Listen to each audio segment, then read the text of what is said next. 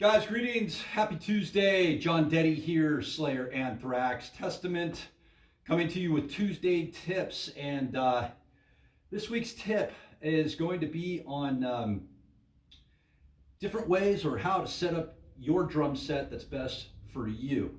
And so I just wanted to talk a little bit about how I set my kit up and why I set it up this way.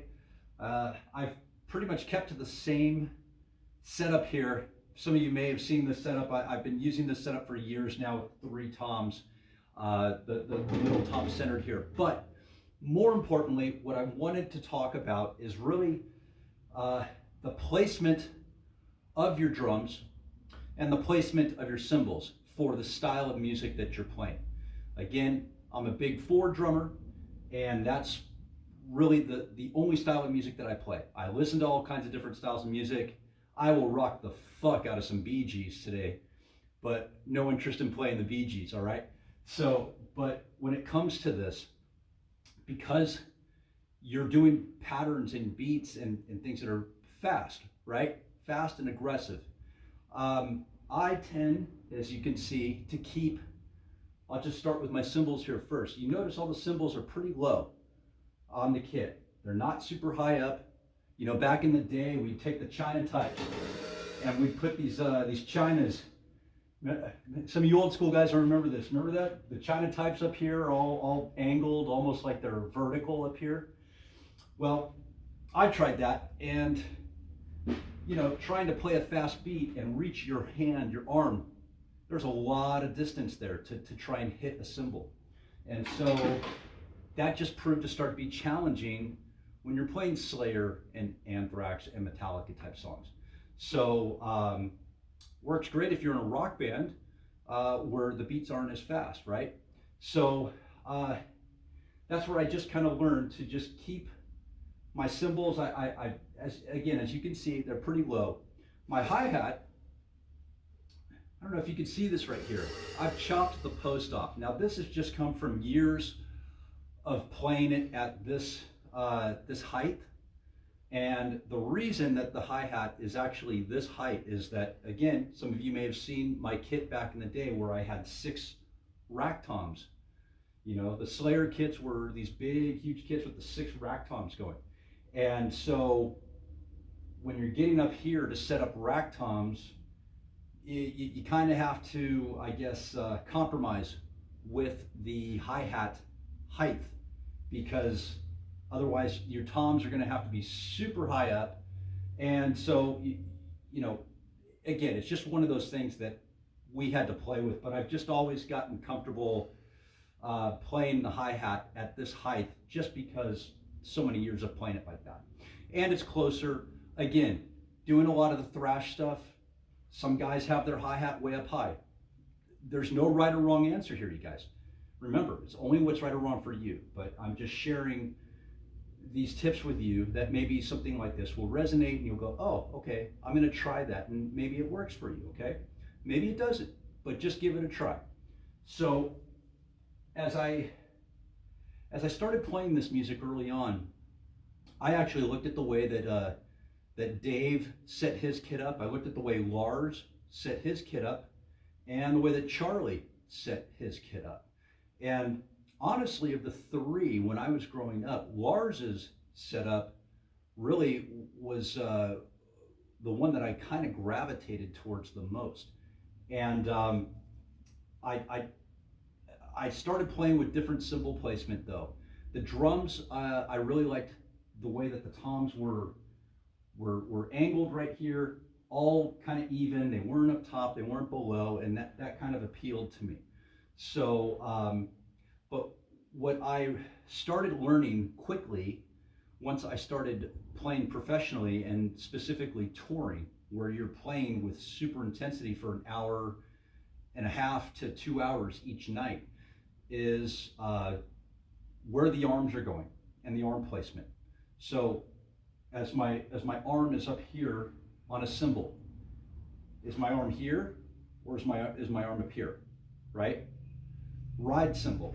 You can see how low my ride is right here, because when I'm playing a ride, you guys, it's more,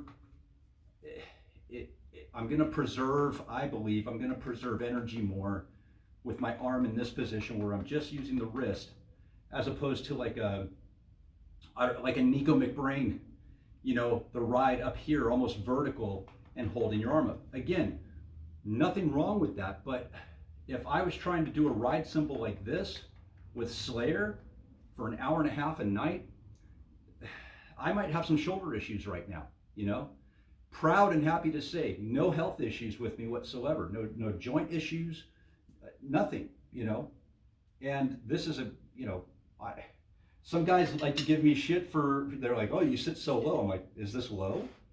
What's low? What's high? There's guys that'll say, oh, this is so wrong, you have back issues. Well, let's see, I have no back issues.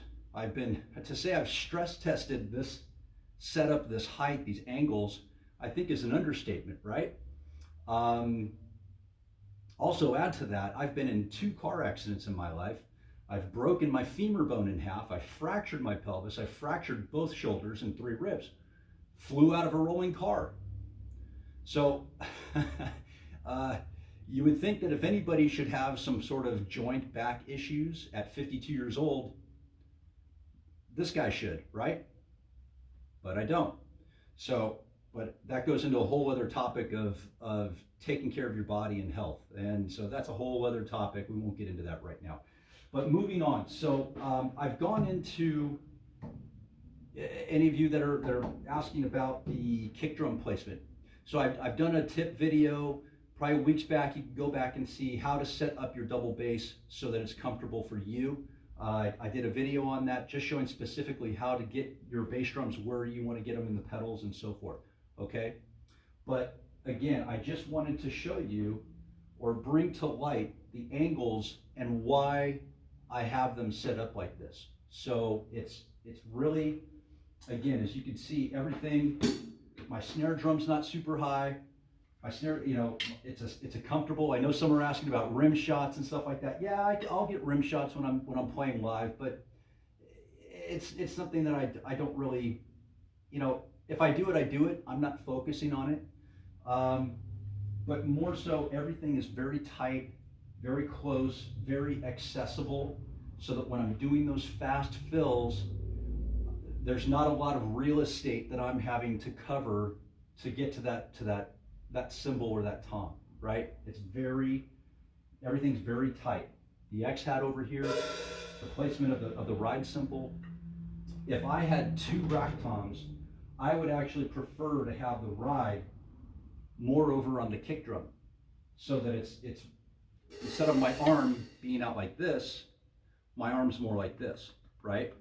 So again, just play with it, you guys. See what works. But the best thing I can also tell you is that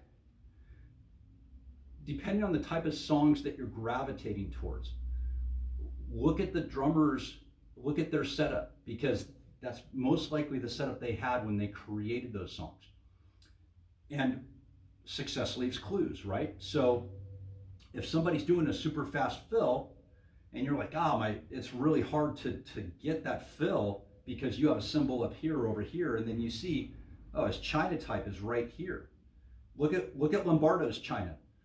He doesn't know China's really high up. His China's almost set up like a ride cymbal over here, which, I mean, think of the things that you could do with a China type like that. So again, that's what I wanted to leave you guys with this week. Just a simple tip, but something to consider if you're struggling, trying to maybe try and hit some parts. Look at drummers that of the songs or bands that you are trying to play, and look at how they set up, and try setting your kit up just like they did. Again, that's what I did.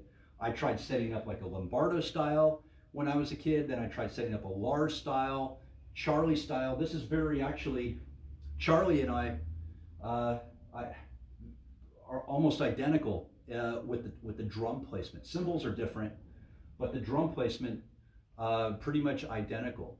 So that's actually subbing for him for the last 8 years. It kind of makes going into those parts of learning those Anthrax songs. There's really no augmenting, because everything that I basically have is what he has, and so it makes it very uh,